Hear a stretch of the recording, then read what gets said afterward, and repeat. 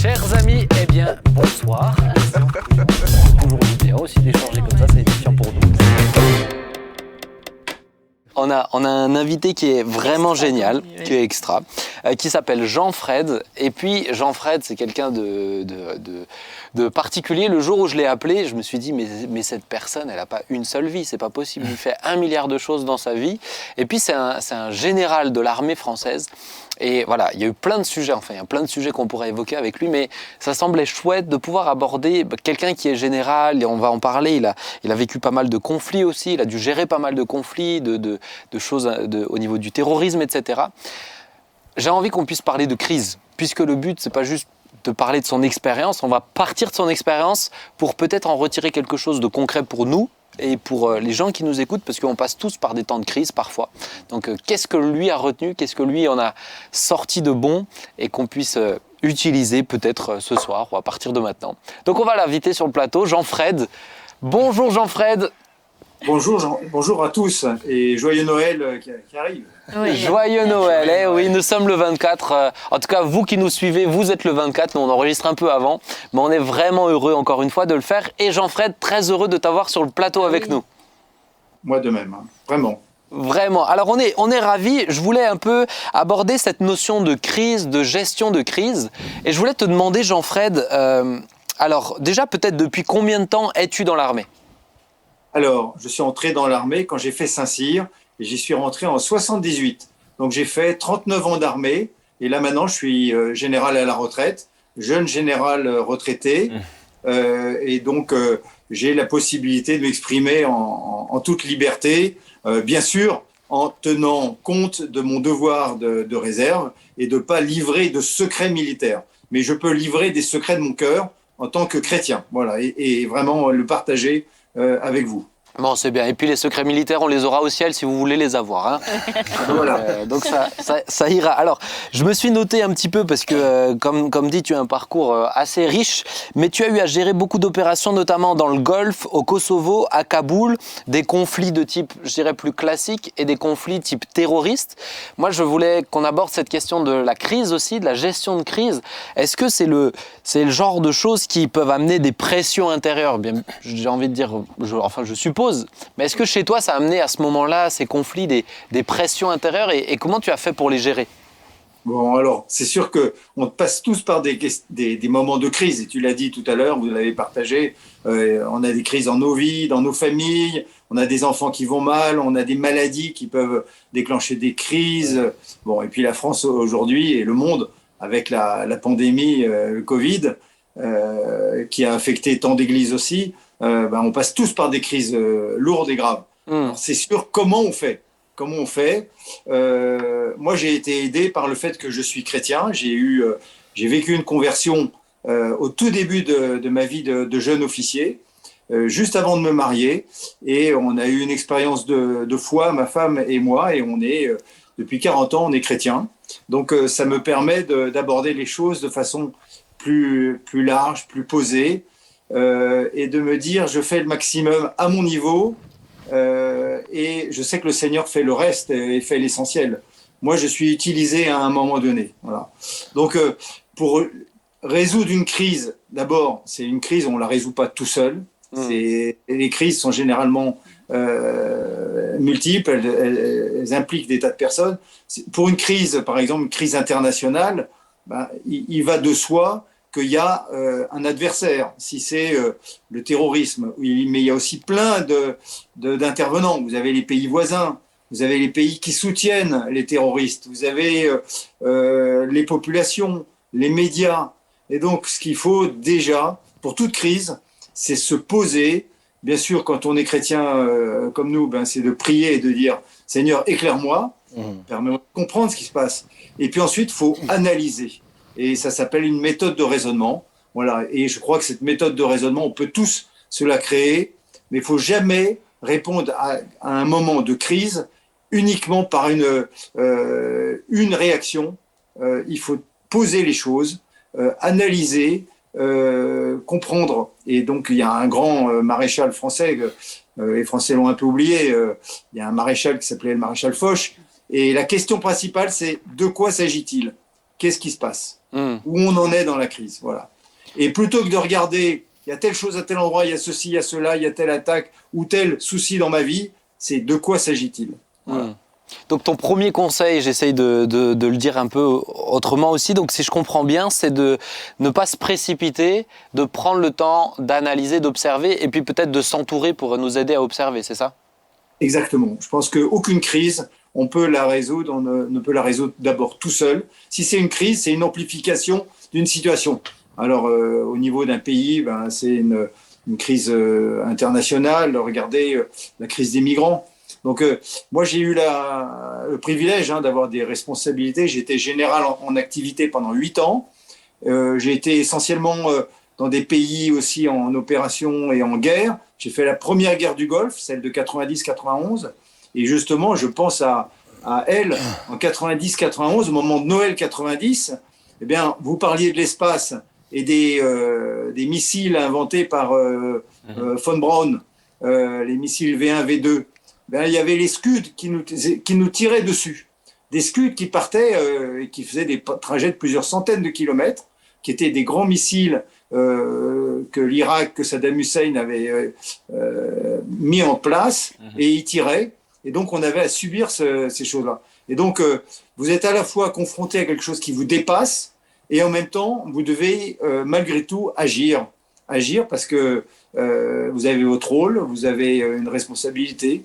Quand on est chef de famille, on doit agir pour ses enfants, pour son épouse. Et quand on est militaire, officier, général ou simple soldat, chacun a son poste, on doit faire son rôle. Voilà. Et je pense que c'est vraiment biblique. Ouais. Il y a des responsabilités qui sont données aux hommes, il y a des talents, et ensuite, il faut assumer, il faut être à la hauteur.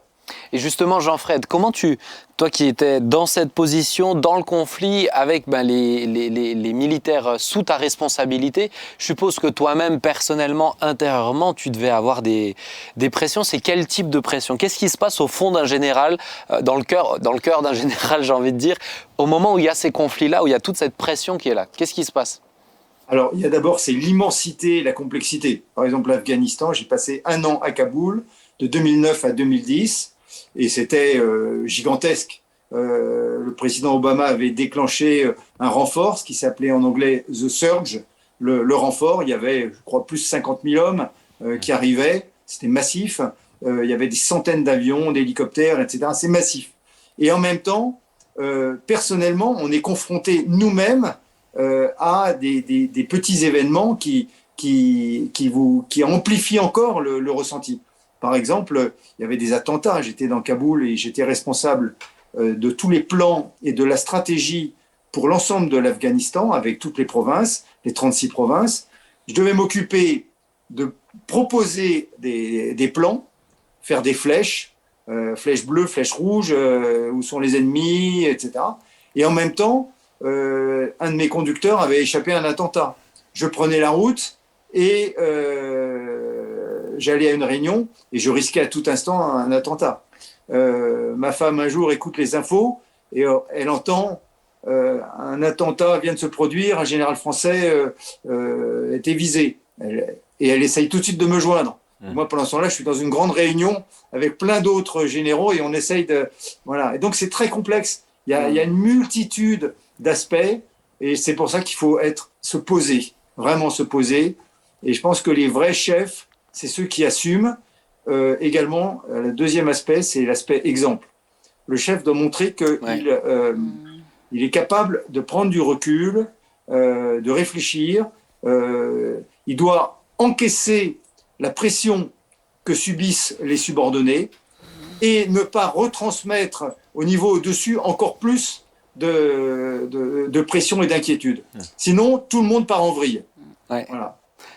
Moi, je trouve ça hyper intéressant. J'aurais plein de petites questions aussi. En un mot, est-ce qu'un général, quand il doit gérer un conflit comme ça, dort bien?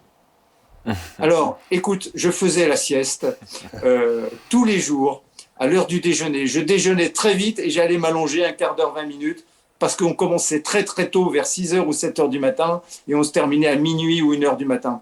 Et donc, je me relevais très tôt, j'allais faire du sport si je pouvais, quelques 30 minutes, et puis ensuite, je mangeais, je prenais mon temps, et je prenais des moments, bien sûr, également de prière.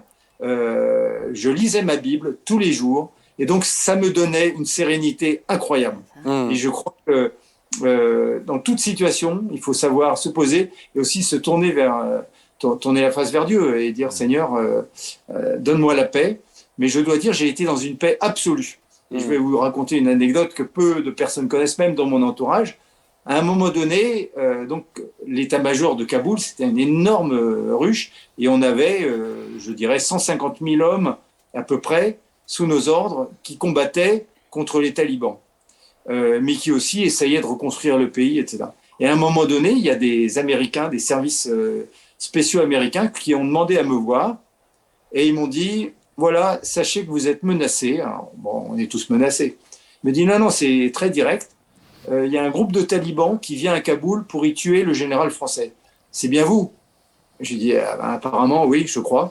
Et donc, je savais qu'il y avait un groupe, je savais le nom, on m'a donné le nom, ils avaient intercepté toute une communication. Et donc, il y avait un groupe de gars qui venaient pour me tuer. Et je devais à la fois m'occuper du développement de l'Afghanistan, de la bonne gouvernance, des réseaux de communication, des futures routes, des réseaux qu'il fallait tout remettre. Et en même temps, je savais qu'il y avait des gars qui venaient pour me tuer, et qui seraient peut-être à proximité. Et donc, quelques-uns autour de moi l'ont su, je leur ai dit. J'ai dit, on va faire particulièrement attention, chaque fois qu'on prend la route, etc. Mais en même temps, j'ai également prévenu ma femme, parce que je crois qu'il faut partager avec quelques personnes, quelques proches. Et j'avais créé un code, parce qu'on se parlait sur Skype. À l'époque, Skype, c'était mieux que Zoom, et n'existait pas. Et je lui dis, il y a des grizzlies, c'était le code. Quand il y avait des dangers, je lui parlais de grizzlies. Je dis, il y a des grizzlies dans la région, et voilà, tu peux prier pour moi. Voilà, c'était le code. Voilà. Et je savais qu'elle priait, qu'il y avait des groupes de prière derrière, dans nos églises, qui me soutenaient. Et donc, l'exemple, c'est aussi de rester calme, confiant, et d'assumer. Voilà, il faut assumer. C'est dans le calme et la confiance que sera votre force. Ça prend tout son sens. Moi, je trouve ça vraiment passionnant. Et puis, je le rappelle, le but, c'est d'en tirer des choses très concrètes aussi dans notre vie de tous les jours. Et pour ça, j'aurais peut-être une question. Tu vois, je pense peut-être aux gens qui sont dans un temps de crise et qui n'arrivent plus qu'à voir que la tempête. Ils sont en plein dans le tourment, dans la tornade, et ils n'arrivent pas à s'en sortir. Toi qui as géré cette crise-là, mais tu as une épouse, tu as des enfants, comment tu as fait à ce moment-là pour gérer la crise tout en restant père, tout en restant époux, Comment tu fais ça? Parce qu'il y a des parents qui sont dans des crises et qui ont encore des enfants Comment on fait? Ouais, c'est vrai que c'est des questions fondamentales pour chacun, hein. Alors déjà, par exemple, à titre très concret, avant de partir dans un pays en crise, on te demande d'écrire ton testament. Et alors j'avais sous mes ordres, avant de partir, une jeune capitaine qui n'était pas mariée, qui avait 27-28 ans, toute mimi, toute mignonne. Elle a pleuré dans mon bureau parce que, alors je lui avais dit, il faut faire un testament et je le mettrai dans mon bureau, dans mon coffre. Et elle a pleuré dans le bureau en me disant « Mais je suis trop jeune, je ne veux pas mourir. » Je lui ai dit « Écoutez, moi je vais faire mon testament. » Je lui ai montré, j'avais dans une enveloppe le testament et j'avais écrit mon testament pour mon épouse et une lettre pour chacun de mes enfants. Parce que je suis parti en Afghanistan, on savait qu'il y avait beaucoup de gens qui se faisaient tuer. Et donc, il faut analyser les choses, les poser, se dire peut-être que demain, il m'arrivera quelque chose et je ne reviendrai pas. Et donc, faut l'analyser, il faut être lucide, mais dans la confiance. Et le fait d'être chrétien aide énormément. Et pour chacun des enfants, je leur ai dit ce que je leur souhaitais, le meilleur que je leur souhaitais pour chacun d'eux, pour leur devenir. Alors, ils étaient encore adolescents pour la plupart. Maintenant, plusieurs sont mariés, ils ont des enfants. Et quand j'ai terminé l'Afghanistan au bout d'un an, j'ai déchiré mon testament et chacune des lettres que je leur destinais, en me disant « le Seigneur n'a pas permis ». Et donc, j'ai tout confié du début à la fin. Et la jeune capitaine, quand on est rentré et qu'elle était dans mon état-major en Europe, je lui ai rendu l'enveloppe et je lui ai dit « je vous propose qu'on la déchire symboliquement, cette enveloppe ». Elle l'a déchirée, elle était tellement reconnaissante, voilà. Et je lui ai dit, écoutez, je vous avais dit que j'avais confiance que vous rentreriez entière et vivante, et que vous pourrez avoir une vie de famille. Elle me disait, j'ai pas eu d'enfant, j'ai pas de famille, je suis célibataire, j'ai connu personne, etc. Voilà. Et donc, il faut assumer, être lucide, ne pas se cacher les enjeux. Par exemple, quand quelqu'un proche de nous est malade, ben, il faut accepter le fait que c'est possible, que cette personne peut disparaître. Mais en tout cas, à mon niveau, je ferai le maximum pour montrer que je l'aime, que je ne m'inquiète pas au-delà, que je confie au Seigneur et que ensemble, on sera côte à côte et que je l'accompagnerai jusqu'à la dernière seconde si jamais ça devait mal se passer. Moi, je vois que tu as vraiment un esprit analytique aussi et je pense que c'est important et peut-être de le dire si quelqu'un ne l'a pas ou ne pense pas l'avoir ou qu'il est trop pris dans sa tempête, de s'entourer de quelques personnes, c'est ce que je comprends, pas trop de monde, mais quelques personnes de confiance qui t'aident à appréhender la situation. Je pense que c'est important. Maintenant, te poser une question particulièrement lié au terrorisme, qui est une menace qui plane, qui est permanente. C'est pas un conflit, je dirais, type classique. Est-ce que c'est une forme de... Est-ce que tu avais une peur qui était là ou une angoisse qui flottait un peu constamment, tout le temps? Là, tu me parles de menaces de mort. Comment tu gères un peu cette appréhension? Voilà, on n'a pas tous été menacés de mort aussi concrètement.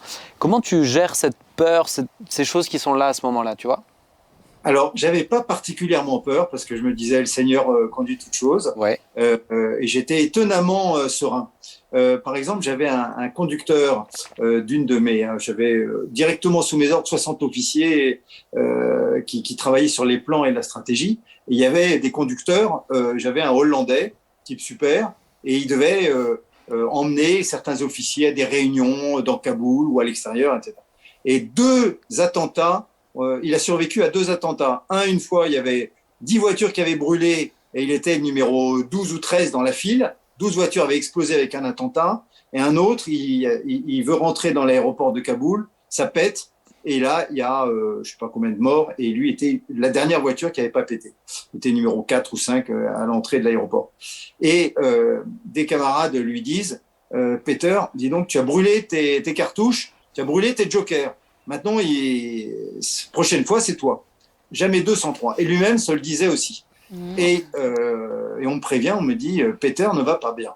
Alors, je reçois Peter. Alors, évidemment, ce n'est pas du tout la laïcité.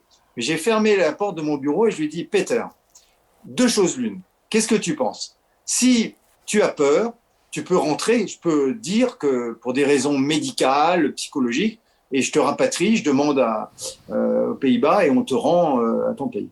Mais ce sera un terrible échec pour toi. Deuxièmement, pour tous les copains. Voilà. Par contre, moi, je te dis qu'à titre personnel, je prie pour toi. Il te reste combien de temps à faire ici? Il lui restait 3 semaines. Je dis, écoute, on va prier. Moi, je vais prier pour toi. Et je demande au Seigneur, devant toi, que tu puisses rentrer indemne. Voilà. Alors, il me regarde et puis il a accepté de rester. Voilà. Et donc, il a gardé la tête fière. Et à la fin, je lui ai dit, au revoir Peter, tu vois, ça a marché. Alors, il me dit, oui, mais il reste encore le trajet jusqu'à l'aéroport. Je lui ai dit, écoute, je continue à prier. Et c'était entre nous, dans le secret du bureau. Et je lui ai transmis une certaine sérénité. Mais en même temps, après, je me disais, quelle responsabilité, je suis complètement fou. Qu'est-ce qui te prend? Tu devrais prendre de la distance, jouer le général français, mon ami, écoutez, faites comme vous voulez, etc. Non, je me disais, pourquoi j'ai fait ça? Je pense que c'est parce que j'avais une proximité avec ce garçon, et même de l'affection. Et donc, je pense qu'on peut parfois s'engager, et c'est cet engagement, je pense, qu'il a rassuré. Voilà. C'est intéressant parce que ça allait avec une question. Je voulais te poser une question et ensuite laisser peut-être un peu la parole aux personnes autour de la table. C'est gentil. Oui, tu connais le principe. Hein. D'abord, je pose les questions et après, tu peux poser celles que tu veux. Mais oui. Mais moi, ma question, c'est justement aussi au niveau des militaires. Donc, tu as donné un élément de réponse. Ceux qui sont sous ta responsabilité. Alors, comment toi, tu gères leur peur à eux? Donc là, tu nous donnes un élément de réponse. Mais comment aussi tu fais pour pour rester le général, c'est-à-dire pas être trop dans l'affect, alors que tu n'es pas un robot, hein, je le rassure, hein, un général n'est pas un robot, ça reste un être humain qui a ses questionnements. Et comment tu fais pour rester quand même le général, c'est-à-dire qui est écouté, qui est entendu, qui est lisible? Comment on fait dans un climat où tout est sans dessus-dessous, justement? Ouais, alors, je pense qu'il faut, j'ai parlé de l'exemple, il faut que tout responsable, même père de famille, épouse, jeune pasteur, on doit assumer, on doit rester à sa place. Mais en même temps, je pense que ce qui est le plus important, c'est d'être vrai. Si on a des inquiétudes, de les partager, hein, bien sûr, dire ben voilà, moi il y a ça qui me soucie, sans trop amplifier, sans trop accentuer le caractère dramatique. Moi, il me semble que on doit aussi être proche. C'est la proximité. Je pense que Jésus est proche de ses disciples. Les disciples eux-mêmes sont proches. Paul parle à Timothée, je crois qu'il parle de ses maux de ventre ou Oui. c'est bon pour ce que tu as. Prends du vin. La proximité, se mettre au niveau de tous ceux qui nous entourent, de ceux dont on est responsable, y compris même des gens avec qui on n'a pas grand plaisir de travailler ou de rencontrer. Moi, je me souviens que avant de partir en Afghanistan, on nous avait mis en garde, surtout ne parlez jamais avec les Afghans de votre situation personnelle, de questions de religion, etc. Et en fait, j'ai découvert que les Afghans, une des choses qui était très importante pour eux, c'est de savoir si j'avais des fils et si je croyais en Dieu. Voilà. Et donc, à partir du moment où on avait des fils, c'est assez évidemment curieux dans notre société occidentale, mais pour eux, d'avoir un fils, c'est assurer une descendance, etc. Et bien, mes interlocuteurs, quels qu'ils soient, à un moment donné, si ils me demandaient mais vous êtes père de famille, vous avez des enfants, je disais oui, et je répondais là-dessus. Alors que d'autres pays étaient beaucoup plus réservés. Et je pense que ce qui compte, c'est l'honnêteté. On ne peut pas, dans des situations de crise, mentir. On ne peut pas mentir, on ne peut pas travestir, il faut dire les choses. Voilà. Mais parfois, c'est difficile, parce qu'il y a d'autres personnes autour de nous qui ont des jeux personnels, qui ont aussi leur amplification. Ils amplifient eux-mêmes à leur façon. Oui. Et vous devez les agacer. On agace quand on est calme par rapport à d'autres. Ouais. Est-ce que quelqu'un voudrait réagir par rapport à ce qui a été dit, là, ce qui est dit? Moi, Jean-Fred, j'ai une question à te poser. Quand on parle de gestion de crise, on parle de bonne gestion, de mauvaise gestion. Et puis évidemment, quand on est un décideur, suivant la manière dont la crise se déroule et des conséquences qu'elle peut avoir, ouais. Il y a aussi parfois une lutte avec la culpabilité. Toi qui es général, évidemment, ce sont très vite des vies qui sont en jeu, des hommes que tu as pu perdre. Pour nous qui sommes pasteurs, il y a d'autres enjeux, mais il y a toujours cette question, mais j'ai pas fait assez, ou comment tu gères ça? La culpabilité, ouais. Cette culpabilité. Oui, la culpabilité. Alors c'est sûr, d'abord, tout homme au fond de lui-même, même quand il n'est pas chrétien, je pense le sentiment premièrement de l'échec et deuxièmement de sa responsabilité, et surtout quand les choses peuvent mal se passer. Je sais que quand je faisais des plans, vous voyez ce que c'est, une carte, il y avait au-dessus de moi un général américain, un grand chef américain, avec une puissance de feu gigantesque, puisqu'il y avait toute l'armée américaine derrière lui. Quand la France avait, je crois, 10 ou 12 hélicoptères, les Américains en avaient 500 sur place. Et quand on avait, je crois, 6 avions, ils en avaient quelques centaines, plus quelques centaines encore qui arrivaient certaines nuits. Donc la puissance était gigantesque. Et moi, je faisais des propositions d'action, notamment sur le plan militaire, opérationnel, de s'emparer de telle vallée, etc. Et je sais que lorsque je dessinais une flèche et que je mettais une olive, un dessin, où je faisais un cercle en disant c'est là qu'il faut, je recommande mon général que la prochaine action soit là, je mesurais en même temps que ça allait se transformer en feu pour les populations locales, malgré tous les efforts. Et je me disais, c'est incroyable que je sois obligé de faire cela. Et ensuite, une fois que l'action avait lieu, on avait des évaluations des dégâts, des pertes d'un côté, de l'autre, et aussi de toutes les pertes civiles. Et donc, quand il s'agit de dessiner une olive sur une zone importante, eh bien, je mesurais pleinement la responsabilité que je prenais. Je me disais, mais je ferais bien de prendre des zones de désert où il n'y a personne. Sauf que c'est pas là que se mettent les talibans. Ils se cachent pas à l'endroit où il y a personne. Ils se mettent plutôt dans des zones, voilà. Et donc la responsabilité, elle était là. Et je voudrais raconter une anecdote. Un jour, il y a un jeune officier français qui allait pas bien du tout. Et c'est un de mes officiers me prévient et me dit, un tel ne va pas.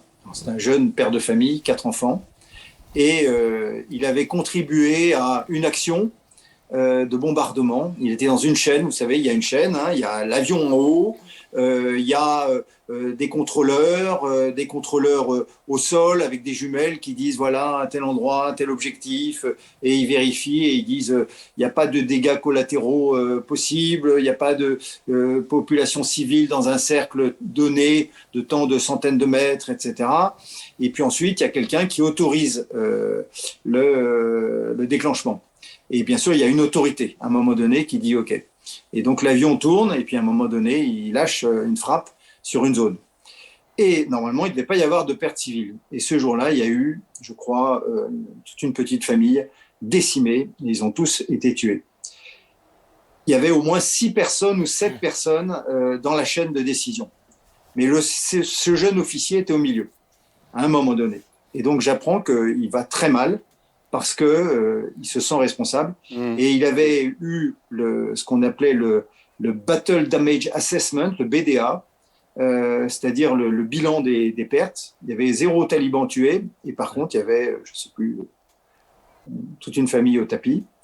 Les enfants avaient l'âge des siens. Et donc, il était absolument effondré. Je le reçois, et on me dit, bon, je savais qu'il n'allait pas bien, il me raconte ça, il a des larmes aux yeux dans mon bureau, et il me dit, je me sens coupable. Et je lui dis, mon cher, vous savez l'estime que je vous porte, c'est un sujet terrible, et moi aussi j'ai des enfants, et premièrement, cette guerre, c'est pas vous qui l'avez voulu, c'est pas nous qui l'avons voulu, vous êtes là. Deuxièmement, il y avait un chef qui a pris la décision, vous êtes au milieu de tout cela. Qui est le chef ici?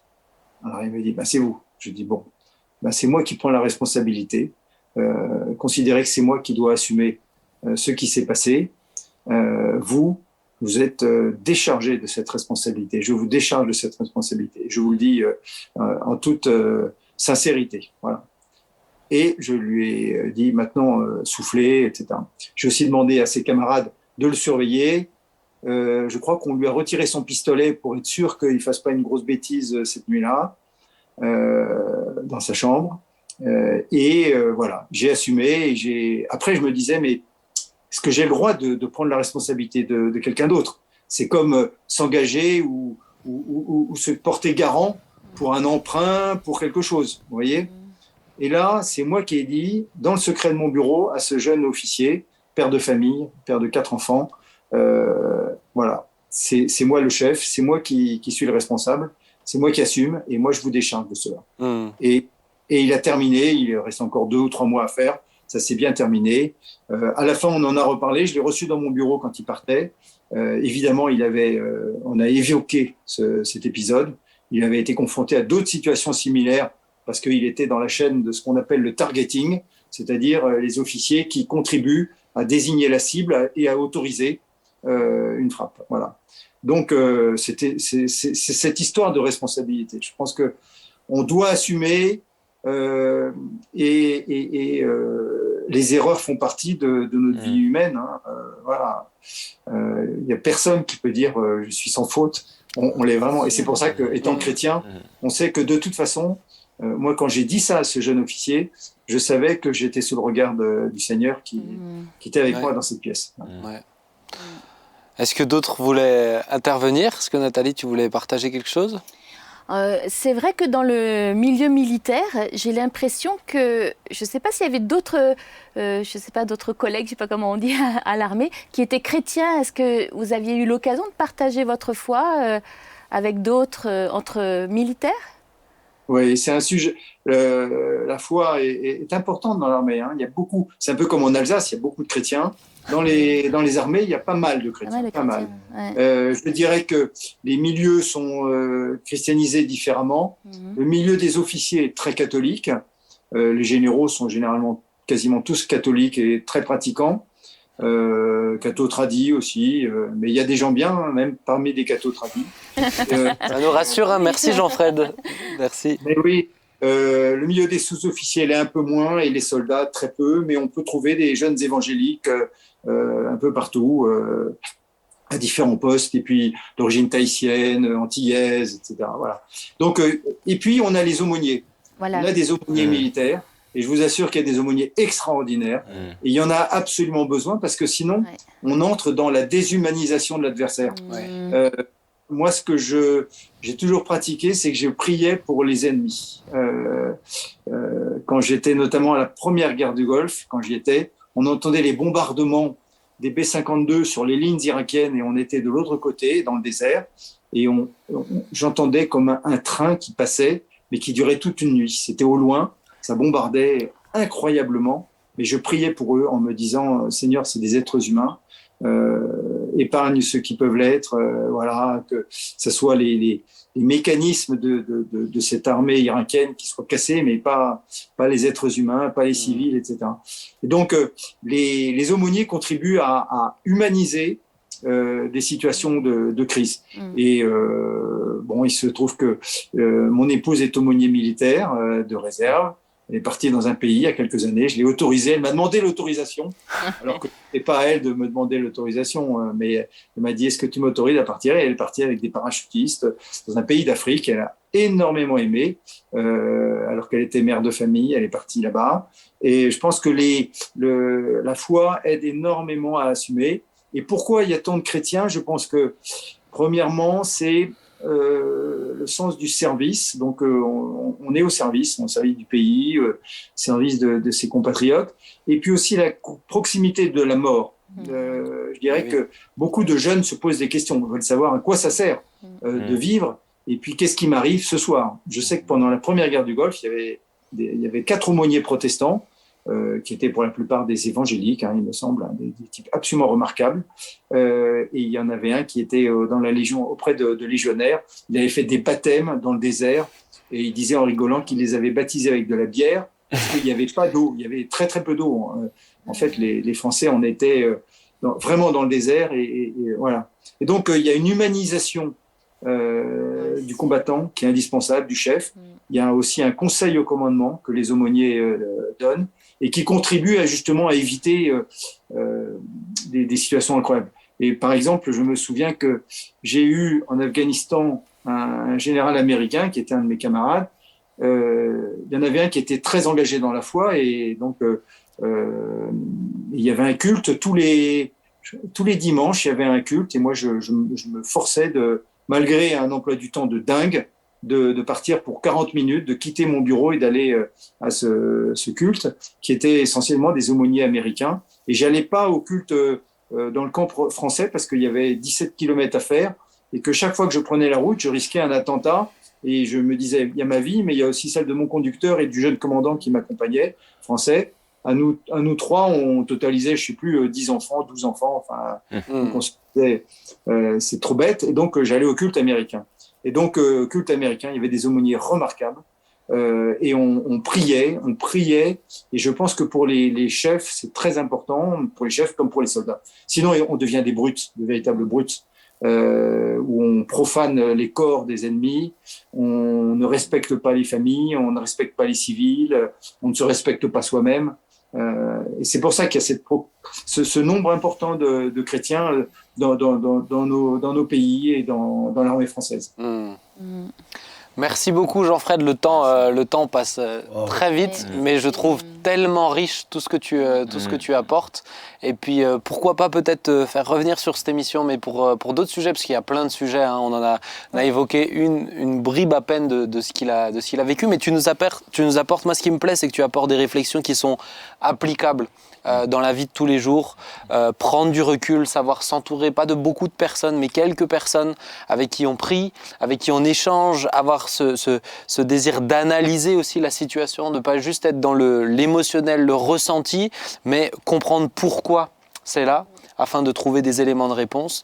Donc merci beaucoup, vraiment, et puis que le Seigneur puisse continuer aussi de t'inspirer pour la suite. Tu as toujours énormément de choses qu'on n'a pas évoquées là, mais tu es un général à la retraite, mais pour le Seigneur tu n'es pas à la retraite, ça c'est sûr. Donc au ciel ce sera le repos. Exactement, comme un pasteur disait, la vraie retraite, on la prend au ciel. C'est ça, c'est ça. Merci beaucoup Jean-Fred, et puis peut-être à bientôt, avec grand plaisir en tout cas. À bientôt. Au revoir Jean-Fred. Au revoir. Au revoir. Au revoir.